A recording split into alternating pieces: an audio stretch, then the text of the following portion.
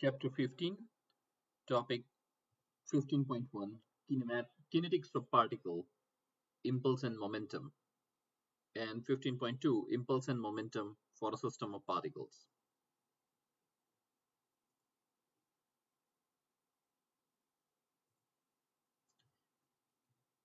Let's consider this car. Car has mass m, and it's traveling with some velocity v, as shown in figure. So this car is said to have momentum or linear momentum, which is product of mass times velocity. Now velocity is vector, so momentum is also vector, and this momentum is defined by letter L. So momentum L is equal to mass time velocity. The unit of momentum is the product of units of mass and velocity. In SI system, mass is measured in kilogram and velocity is measured in meter per second. So unit of momentum is kilogram meter per second, or it's slug in FPS system multiplied by feet per second. So these are the two units of momentum. When you throw a ball in any direction, that ball has mass and it has some velocity, so ball is said to have the momentum mv. Now in the game of baseball, when a ball is being thrown, it has the momentum which is mv1. Let's call 1 indicates the initial momentum of the ball. Now whenever that ball is being hit by a bat, that bat applies the force on the ball for a very short period of time. That force changes the direction of the ball and ball travels in the other direction. And not only the mass of the ball in this case remains constant, but the velocity of the ball changes. That means both magnitude and direction of the speed of the ball changes. So ball's momentum changes to mv2. So the amount of force that bat exerts on the ball for a short period of time is called impulse. And for that we use nomenclature I for impulse, or we can call this linear impulse, because right now we are talking about linear system only, no rotation but just for straight line motion.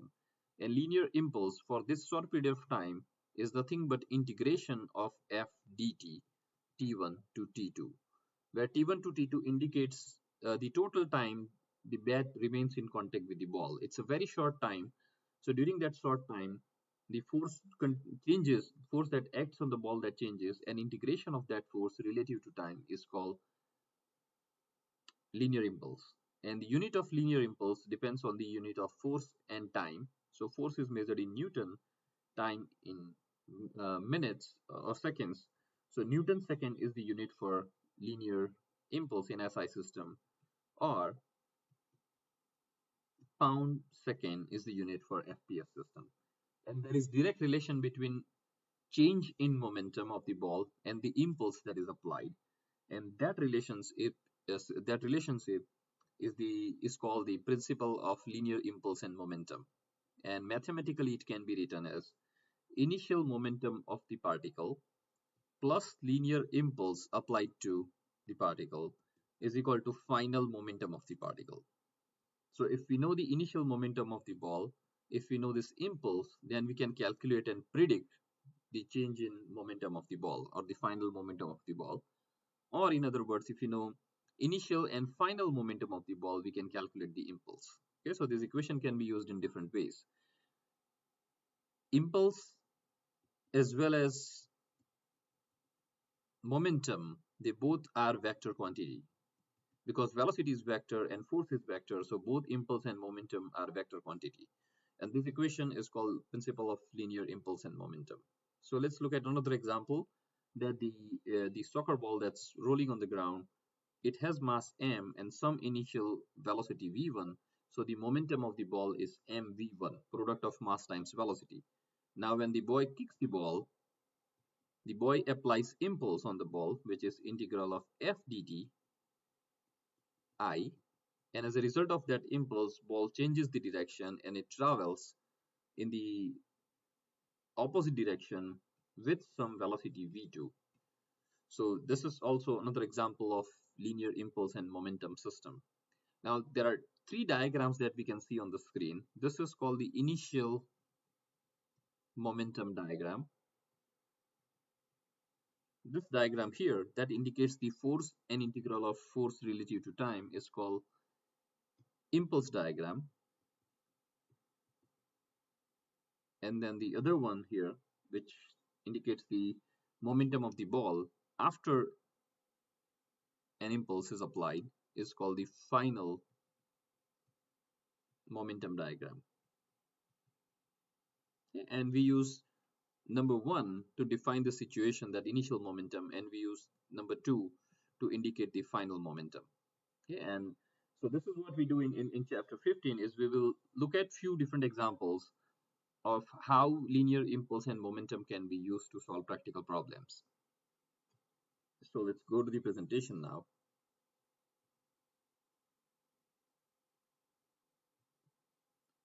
Principle of linear impulse and momentum. Today's objective is to calculate the linear momentum of a particle and linear impulse of a force. Apply the principle of linear impulse and momentum. The linear impulse and momentum equation is obtained by integrating equation of motion with respect to time. So this equation that we have just written, mv1 plus I equals mv2, is actually derived from sigma f equal to ma equation, which is equation of motion. So yeah, and by integrating equation of motion, we derive that equation. Which parameter is not involved in the linear impulse and momentum equation? So we have mass, we have velocity, and impulse, which is integral of force time dt. So velocity is there, time is there because yeah, that's here. Force is there. What it does not include is displacement. So the correct answer is that linear impulse and momentum equation does not include displacement. Few application examples: a dent in an trailer fender can be removed using an impulse tool, which delivers a force over a very short period of time interval. To do so, the weight is gripped and jerked upward, striking the stop ring. So the person this moves, like holds this tool and applies the force for a very short period of time, like down and up, and that results in high impulse force here, which results in change in momentum of the fender, and that removes the dent. So how do we determine the magnitude of the linear impulse applied to the fender? Could you analyze a carpenter's hammer striking a nail in the same fashion? Sure. A good example of impulse is the action of hitting a ball with a bat. The impulse is the average force exerted by the bat multiplied by the time the bat and the ball are in contact. So I told you that this equation for impulse is F dt T1 to T2. This is integral when the force varies between time T1 to T2, but if force is constant and we have some idea about the average force, then this equation can also be written as F average multiplied by delta T. Rather than integration, it's pure simple multiplication. So impulse is a vector. Is impulse pointing in the same direction as the force being applied? And the answer is yes. Given the situation of hitting a ball, how can we predict the resultant motion of the ball? By using impulse momentum equation. When a stake is struck by a sledgehammer, a large impulse force is delivered to the stake and it drives it into the ground. If we know the initial speed of the sledgehammer and duration of the impact, so if we know mass times velocity of the sledgehammer and duration of the impact where these two are in contact, that means we can calculate the impulse. How can we determine the magnitude of the impulse force delivered to the stake? So we can calculate it using integral of f dt.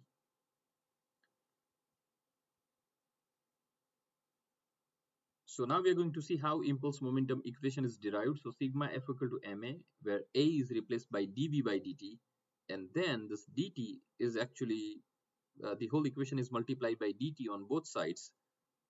So then it becomes sigma f dt equal to m, and this integrate and the equation is integrated from v1 to v2 and t1 to t2. So v1 is the initial velocity, v2 is the final velocity, t1 is the time. T1 and T2 indicates the time period during which an impulsive force is applied. And when we do this integration, we get mv2 minus mv1. So this is called change in momentum, which is calculated by impulse. So this equation represents the principle of linear impulse and momentum. It relates the particle's final velocity and initial velocity and the force acting on a particle as a function of time. And this slide explains about the units. We already talked about it, so we can skip this part. When force in this graph is function of time and force changes, so we need to, for integration, we need to find the area of this ft curve. So integration of this area gives us the value of impulse, which can be calculated as f multiplied by t2 minus t1. And this slide explains how to draw impulse and momentum diagram. So initial momentum diagram indicates that a particle has initial momentum as shown here. This indicates the sum of all the external impulses. See, sigma is a very important sign because there can be more than one impulsive forces applied on a particle. And as a result of that, particle changes the momentum. So this is the final momentum diagram. So for problems involving impulse momentum equations, we need to draw these three diagrams: initial momentum, impulse diagram, and final momentum diagram. Now, everything here is vector. So this term is vector because velocity is vector, force is vector, and this velocity is also vector. So it's one vector equation. If it is applied in 3 dimension, we can convert this one vector equation into 3 scalar equations as well. So for problem solving, we can also use mvx1 or vy1 or vz1, and where each one of this quantity is scalar because we have clearly applied this into x, y, and z directions separately. So there is no term vector here, everything is scalar. So depending on the problem definition, if the problem has motion only along x-axis, we can use this equation. If the motion is along x and y, we can use this too, or if it is x, y, and z, we can also separate and use 3 scalar equations rather than one vector equation. Okay, so problem solving procedure: define the xyz coordinate system, draw free body diagram and establish the direction of the initial and final velocities, then draw impulse and momentum diagrams for the particle. Next, resolve the force and velocity into vectors, xyz components. Use them as a vector or resolve them into like 3 scalar quantities, and then apply principle of impulse and momentum. And where the force is represented as a function of time, then it must needs to be integrated to obtain the impulse force. If force is constant, then the product of force magnitude and time interval over which it acts gives us the value of impulse force. So to calculate impulse, there are two options: either like do this integration if force is function of time. If not, then simply f time delta t also gives us the impulse. We will solve one of these problems during in-class exercise, but for now, let's quickly just look at what's happening here. So this ball has initial velocity v1, its mass is 0.5 kilograms. So it mv1 is the initial momentum. When it hits the ground applies the impulsive force, and as a result of that, this is the direction of the impulsive force, and as a result of that, the ball changes the direction to mv2. Okay, and we need to determine the magnitude of the impulsive force exerted on the ball. So by knowing the change in momentum, we can calculate the impulsive force. So first step, define the coordinate system and free body diagram. So this indicates the initial momentum. This diagram shows the impulse. Now you can see that for short period of time, the ball is in contact with the ground. So there is normal force acting from the ground onto the ball, plus there is weight force of the ball which is acting on the ground. These impulses coming from the weight and normal force are very small compared to the impulse exerted by the ground to change the direction of the velocity. So for the purpose of impulse momentum analysis, we do not consider weight and normal force impulses. And as a result, this is the final momentum diagram. So the impulse caused by the ball's weight and normal force n can be neglected because their magnitudes are very small compared to the impulse coming from the ground. Okay, and now it's time to apply this equation. So mv1, mv2. Now both v1 and v2 are written as Cartesian vector. So if this is given, and if you know this angle theta, then we can write this as like v1 cosine theta and v1 sine theta multiplied by ij component. So that is what is being explained here. So this is done for velocity 1, then impulse equal to velocity 2, and the This term or impulse is calculated by subtracting initial momentum from the final momentum. So you just move this here, then it's mv2 minus mv1, and as a result of this vector subtraction, we get this number, this vector representation, which is the impulsive force, and then its magnitude can be calculated as using the vector magnitude rule. Oftentimes, the impulsive force is also given as a graph where force changes relative to time. In that case, to find the net impulse I, we need to find the area under the graph. So this graph has actually two different shapes. One triangle, so we can find the area of the triangle, and then the square or rectangle, and we can find the area of this rectangle and add them together to find the net impulse. Yeah, this is another example of how impulse momentum equation is applied to practical problem solving. But so far we have only considered one particle. Now in the next topic we will learn what happens if there are more than one particles or there is a system of particles, and that's what we are going to do now. So principle of linear impulse and momentum, it's called linear because we are talking about linear velocity, not angular motion, for a system of particles. Today's objective is to apply the principle of linear impulse and momentum to a system of particles and understand the conditions for conservation of momentum. The internal impulses acting on a system of particle is always sums to zero because they have equal magnitude but opposite directions.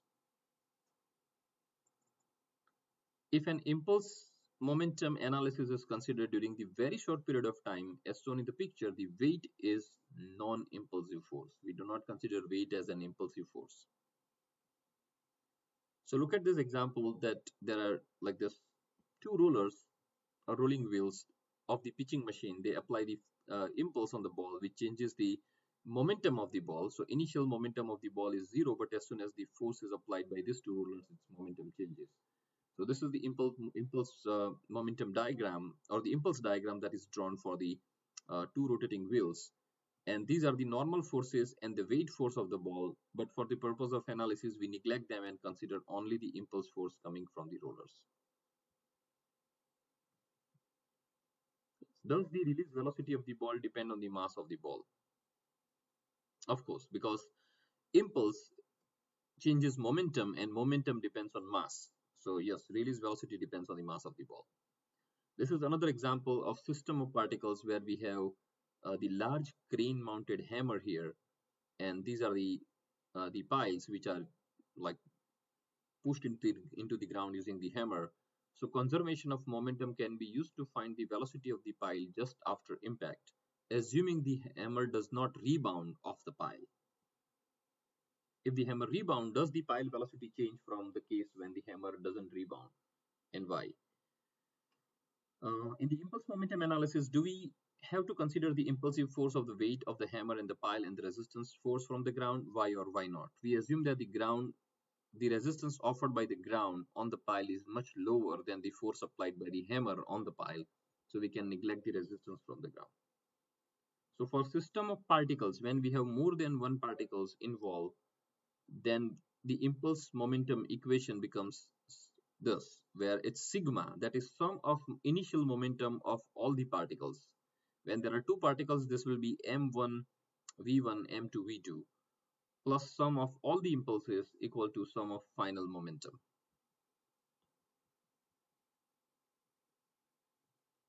Now, when the sum of momentum, so sum of impulses, when there are two particles such as pile and hammer, so hammer is, let's say pile is here and the hammer is here, hammer applies force on the pile, but pile also applies force on the hammer.